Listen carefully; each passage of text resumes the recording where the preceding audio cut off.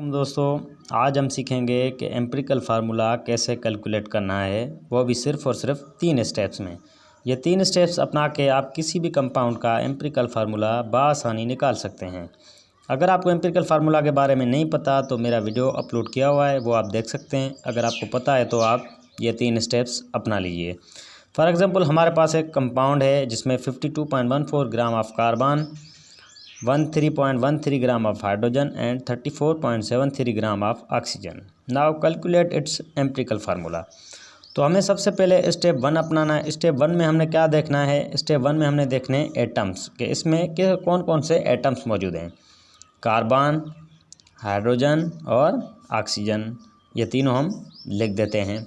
उसके बाद हमें पता है इनका एटॉमिक मास। कार्बन का एटॉमिक मास क्या है? 12, हाइड्रोजन का 1, ऑक्सीजन का 16। अभी हम आते हैं स्टेप 2 की तरफ। स्टेप 2 में हमने नंबर ऑफ़ मोल्स निकालने हैं। नंबर ऑफ़ मोल्स कैसे निकालने हैं? गिवन मास को डिवाइड करते हैं हम मॉलिक्यूलर मास से। गिवन मास कौन सा है? ये जो हमें मिला हुआ है। नाउ कार्बन का गिवन मास क्या है? 52.14 ग्राम, और उसके डिवाइड करेंगे उसके एटॉमिक मास पे। नाउ हाइड्रोजन का गिवन मास क्या है? 13.13, और इसका एटॉमिक मास क्या है? 1। ऑक्सीजन का गिवन मास 34.73, इसका एटॉमिक मास क्या है? 16।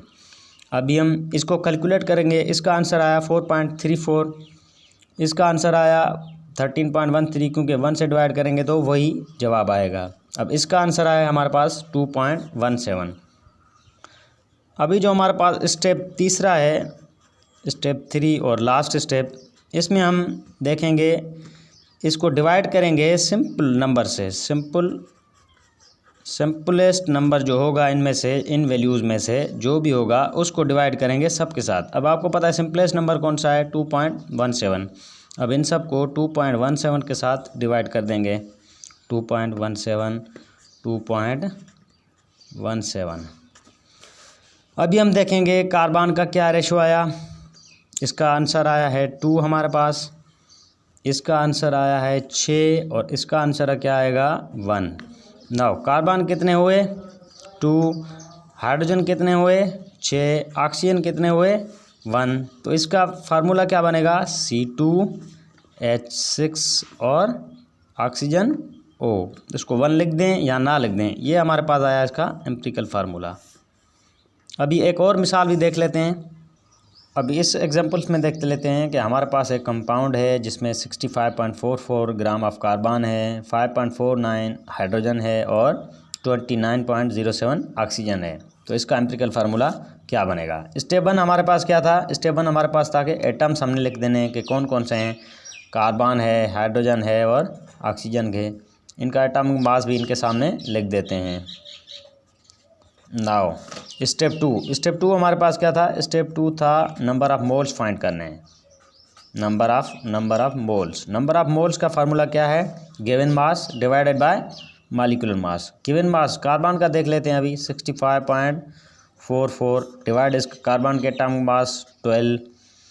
गिवन मास हाइड्रोजन का है हमारे पास 5.49 डिवाइडेड बाय इसका एटॉमिक मास 1। अभी देख लेते हैं ऑक्सीजन का गिवन मास क्या है?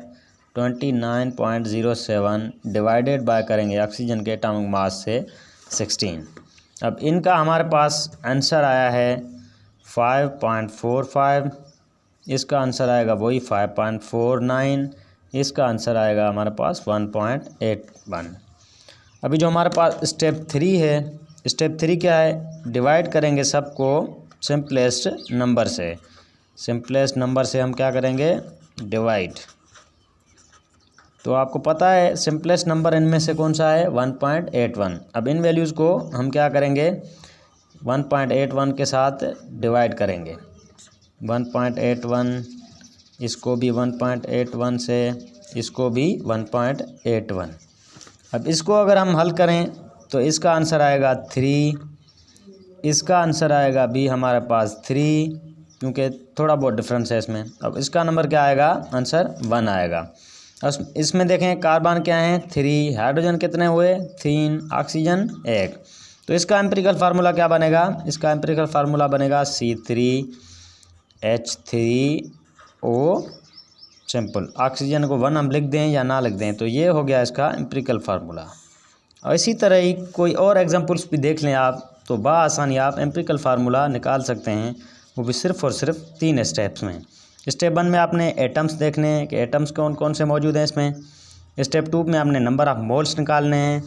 नंबर ऑफ़ मोल्स निकालने के बाद आपने स्टेप 3 अपनाना है। उस स्टेप 3 में क्या है, नंबर ऑफ़ मोल्स में जो हमारे पास मोल्स आए उसको आपने सिर्फ़ और सिर्फ सिंपलेस्ट जो मोल आया उससे सबको डिवाइड कर देना है। जैसे इसमें ये आया सिंपलेस्ट नंबर सब में से, ये भी 5 है, ये 5 है, ये क्या है 1 में है, तो हम क्या करेंगे सिंपलेस्ट नंबर को सबके साथ डिवाइड कर देंगे।